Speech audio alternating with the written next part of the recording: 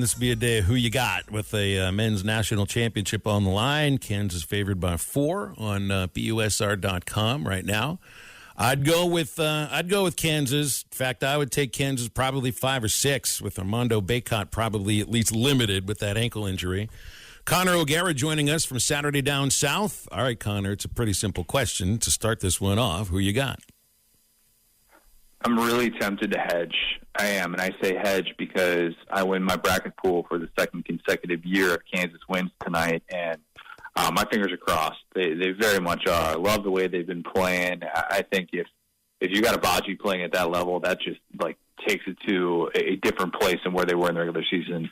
I'm gonna say Kansas, although, gosh, UNC could very well come out and just look like a team that just exhaled. Everybody's talking about how that was their Super Bowl on Saturday night, and if they lose, we'll play the results and we'll say that, and we'll say, you know what, like you just said, Bacot's not healthy, the ankle thing, maybe they kind of left it all out there, but I don't know. I could very well see them coming out and looking like a team that could play with the tempo Kansas wants to play at, which Villanova couldn't really do, and it ends up being whoa, this UNC team just kind of figured things out, and they caught fire at the right time. But I'm going to say Kansas and go with my original pick.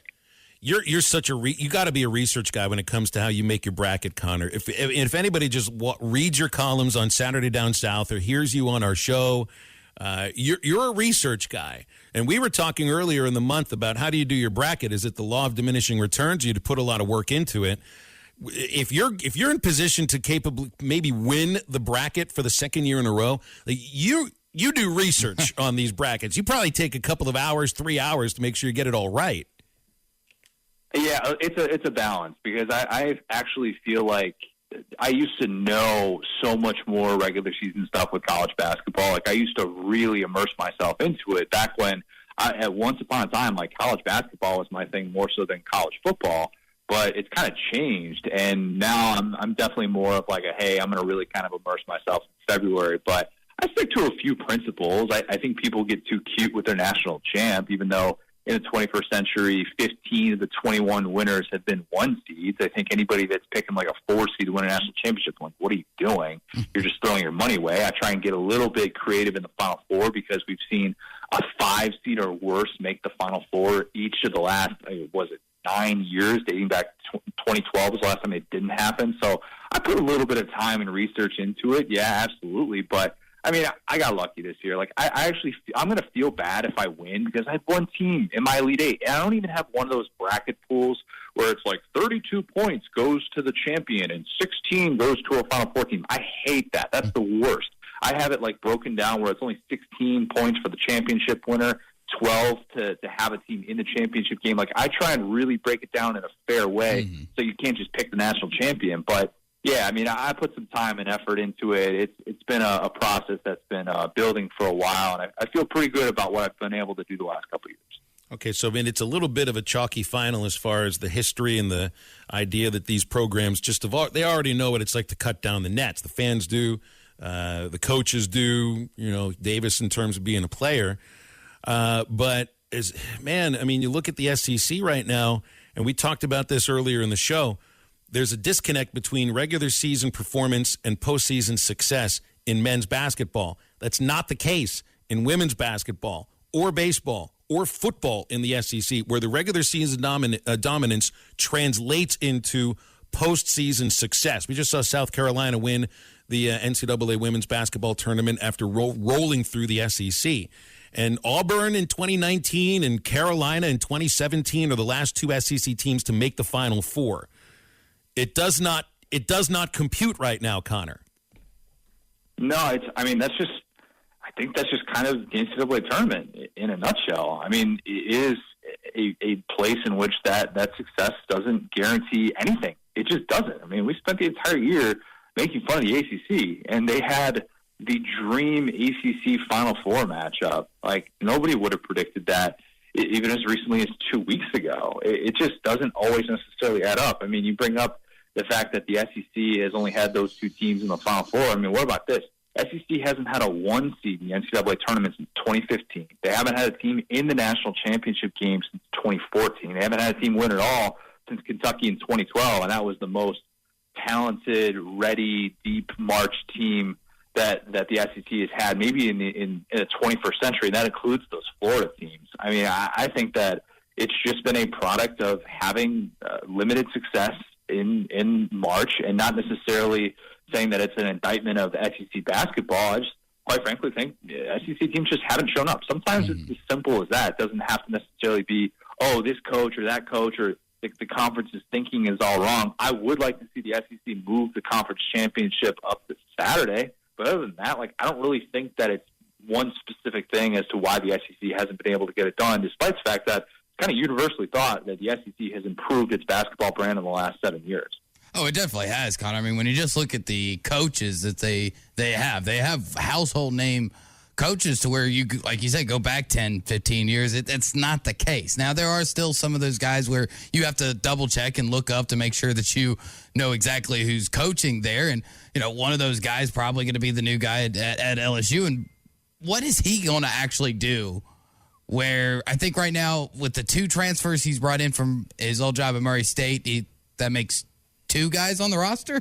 I mean, there's nobody there. I mean, look, I am a sharpshooter. I'm more of a catch and shoot type of guy. I'm not really a dribble and shoot. I'm not going to be pull up on a fast break, but I think I could offer my services as someone with 4 years of eligibility to the LSU basketball program. I would be willing to do that and put myself out there because they need bodies right now. I mean, they don't have a single returner from that team, and that's pretty inevitable in this day and age of the transfer portal. If you're going to get that type of treatment and you're going to have that kind of fallout, just accept it. Just get into the portal. We saw Billy Napier essentially put out the bat signal to the transfer portal saying, we just need guys right now. We don't have guys.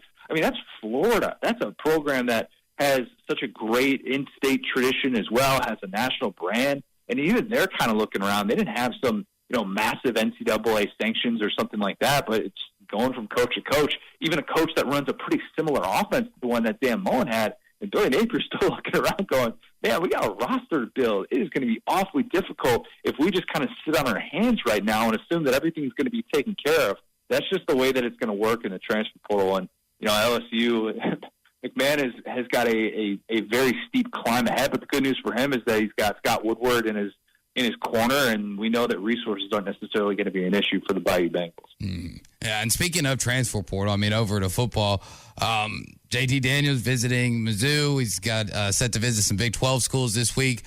Kind of who's in the lead in the JT Daniels race right now? Oregon State surprised everyone, but they might not have been paying attention to John Smith and kind of the offense that he's been able to build there. Oregon State fans were really fired up that JT Daniels went on that visit and didn't want to take the recruiting pictures where he's wearing the Oregon State jersey. He just wanted to sit down and watch film and hear about the offense. That's kind of the way that he's wired, and I like that. And I would love to see him at Mizzou. I hope and think he's going to end up at Mizzou. I really do. I think Eli Drinkowitz recognizes the urgency. Having a passing offense struggle the way that it has his first 2 years there, the sense of urgency with Luther Burden, the number 1 overall receiver in the 2022 class, and wanting to make sure that he's well-fed and happy in that offense. I think all of these things are going to contribute to that. And I think JT Daniels would be absolutely no doubt the starter. I don't think Brady Cook or Tyler Macon would necessarily be able to beat him out for that job. And he gets to play against the same division that he's been game planning against for the last 2 years. So I think Mizzou makes a lot of sense. He's going to go on that visit to West Virginia. Could be a nice fit out there as well. But I think ultimately JT Daniels stays in the SEC and ends up at Mizzou. Well, Mizzou needs him for certain. Otherwise, stop handing the ball off when you're down by 20 in the second half like we saw against Arkansas. It was nuts. I want to ask also about Florida, man. I mean, you talk about LSU is just looking for bodies. Billy Napier might as well just start hammering signs on street poles all across Gainesville, Florida, in the state. I mean, he's open about this. Just say, we need bodies right now. The good news is that he's got Anthony Richardson. And if you can maximize the potential of Anthony Richardson, man, that's a scary proposition. All right? This is somebody who, when he was actually able to be on the field and he wasn't stuck behind somebody that Dan Mullen had invested 3+ years into and wanted to see him through, when he was actually able to start and be the guy, you see those flashes. You see him. And it's really hard to necessarily judge him on the full body of work because he has made some some big-time mistakes as well. If you go back and watch the LSU game, that was kind of a microcosm. But I am not selling any Anthony Richardson stock. And if Billy Napier can maximize his potential and figure out a way to limit those mistakes, which is what he did really well with the Raging Cajuns, that changes your floor of what you can do in year one. They still need those bodies, and it could be really rough.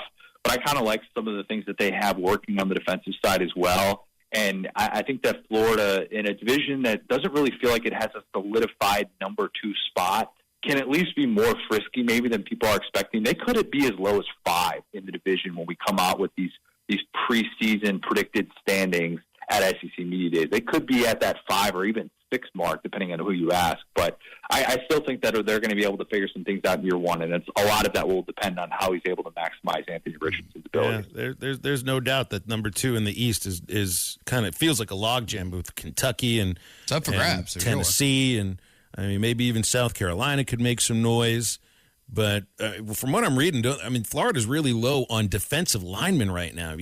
We've seen a lack of depth on the defensive line really hurt Arkansas, but that was before the transfer portal really kind of came into being. They're still looking for linemen for Arkansas. That's the thing for me that may end up hurting Florida more than anything else. Yeah, I mean the good news is that you got Brenton Cox back, and that's really key. I mean he's somebody who I think, going back to when he was a 5-star recruit at Georgia and ultimately he has to sit out a year at Florida and he plays in the Todd Grantham defense, they should still be able to have a potential game wrecker on that defensive line. But you're right. I mean, you don't have those numbers. You don't have guys that can rush the passer in this league. Man, it's a ticking time bomb. That thing can blow up in a hurry, and it puts so much pressure on your back end. And now not having that lockdown corner, Kaiir Elam, who's off to the NFL, probably one of the more underrated corners nationally in the last few years, but is somebody that was relied on heavily in that defense. And it'll be interesting to see kind of what it looks like post Todd Grantham, and now that Florida fans can't just pin all of their frustration on the defensive coordinator, what that's going to look like, especially if Brenton Cox is the only one that can rush the passer for him. Well, I'm going to Florida for baseball this weekend with the Razorbacks, so I'll just peer in, and I'm sure Coach Napier won't mind me just getting a look at what's going on at spring practice. That always works during the baseball season. Connor, appreciate you, man. You're good to join us, as always. Thank you. We're finally here. The top teams in college basketball have been determined, and the Final Four is set. Looking to wager on these games or the national championship? Head over to betonline.ag on your desktop or your mobile device and sign up today to receive your 50% welcome bonus on your first deposit. Just use our promo code BLEAV to get started. That's BLEAV. BetOnline remains your number one spot for all your updated odds and info, along with player props and new contests throughout the year. It's the best source for all your sporting wagering needs, including live betting and everyone's favorite Vegas casino and poker games. It's super easy to get started, so join today. Learn why everyone is saying BetOnline is the fastest and easiest way to wager on sports. BetOnline, where the game starts.